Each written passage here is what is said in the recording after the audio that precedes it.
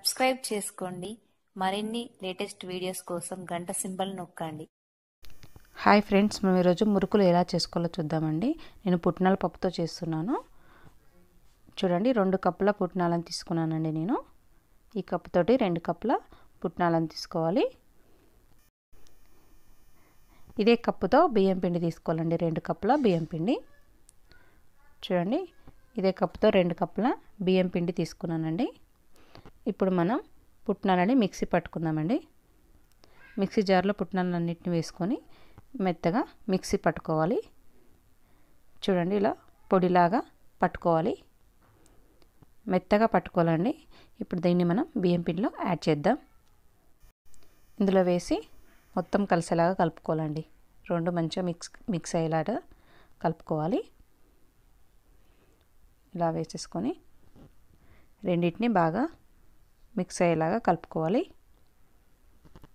చూడండి, ఇలా కలుపుకోవాలి. ఇప్పుడు మనం ఇందులో చిటికెడు ఓమా అండి, వాము అంటారు కదా, అది 1 చిటికెడు వేసాను. తర్వాత వచ్చేసి నువ్వులండి, ఒక 2 టేబుల్ స్పూన్లు వేసాను. 2 టేబుల్ స్పూన్లు అండి. టేస్ట్ తగ్గట్టు సాల్ట్ కూడా యాడ్ చేసుకోవాలి. చెక్ చేసుకొని వేసుకోవాలండి. ఇలా సాల్ట్ కూడా యాడ్ చేసుకోవాలి. తర్వాత కారం అండి, ఎక్కువ తినేవాళ్ళు ఒక 2 టేబుల్ స్పూన్లు వేసుకోవచ్చు. 1 స్పూన్ వేస్తున్నానండి నేను. ధనియాల పొడి ఒక 1/2 స్పూన్ అండి. పసుపు కూడా వేసుకుందామండి, మంచి కలర్ వస్తుంది. చిటికెడు కంటే కొంచెం ఎక్కువ పసుపు వేసి ఇవన్నీ మొత్తం కలిసేలాగా కలుపుకోవాలి. పిండికి మంచిగా అన్నీ కలుపుకోవాలండి. ఇలా మొత్తం అన్నీ మిక్స్ అయ్యేటట్టు ఇలా కలుపుకోవాలి. చూడండి, ఇలా కలుపుకున్న తర్వాత ఇప్పుడు కొన్ని వాటర్ యాడ్ చేసుకుంటూ మన చపాతీ పిండిలాగా కలుపుకొని పెట్టుకోవాలండి. మరీ గట్టిగా ఉండద్దు, మరీ మెత్తగా ఉండద్దండి. చూడండి, ఇలా కలిపి పక్కన పెట్టేసుకుందామండి. నెక్స్ట్ డీప్ ఫ్రైకి సరిపడా ఆయిల్ పెట్టేసుకుందాం మనం. చూడండి, డీప్ ఫ్రైకి సరిపడా ఆయిల్ పెట్టేసుకుని ఇది వేడెక్కేలోపు మనం పిండిని జంతికలది ఉంటుంది కదండి స్టాండ్, చూడండి ఈ మురుకులది ఉంటుంది కదా పావు, ఇందులో మనం 3 డాట్స్ ఉండేది తీసుకోవాలండి, 3 హోల్స్ ఉండేది. దానికి కొంచెం ఆయిల్ అప్లై చేసేసి అందులో పిండి కొద్దిగా పెట్టుకుంటూ తీసుకోవాలండి. మనం ఫస్ట్ కొద్దిగా ఆయిల్ రాయాలండి జంతికల పావుకి. తర్వాత ఇలా కొద్దిగా పిండి పెట్టుకొని దీన్ని క్లోజ్ చేసేసుకోవాలండి.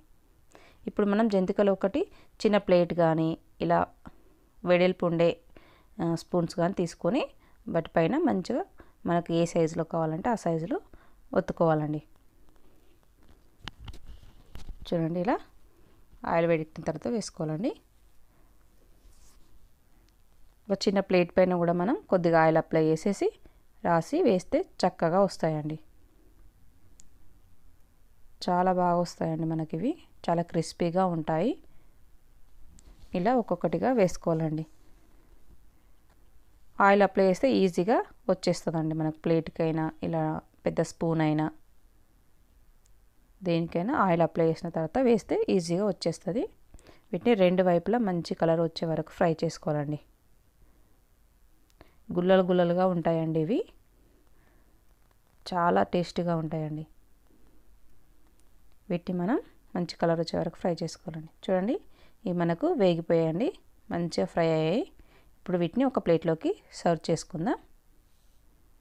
చూడండి ఎంత చక్కగా వచ్చాయో, చాలా గుల్లలుగా క్రిస్పీగా ఉంటాయండి. మీకు నచ్చినట్లయితే తప్పకుండా ట్రై చేయండి. లైక్ చేయండి, షేర్ చేయండి, సబ్స్క్రైబ్ చేయడం మాత్రం మర్చిపోకండి.